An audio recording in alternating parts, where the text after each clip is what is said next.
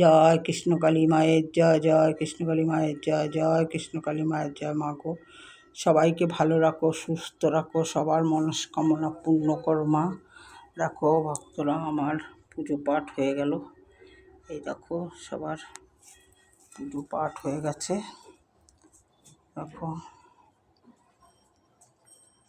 তোমাদের সবার জন্য আমি মায়ের কাছে প্রার্থনা করলাম যে মা, যে যেইখানে আছে সবাইকে ভালো করো, সুস্থ রাখো, সবার মনের ডাক তুমি শোনো, ভক্তদের পাশে তুমি দাঁড়াও, এইটাই আমার কামনা, আর কিছু চাই না। আমি 1 তারিখ থেকে মেশিনে সেলাই করবো। এই দেখো,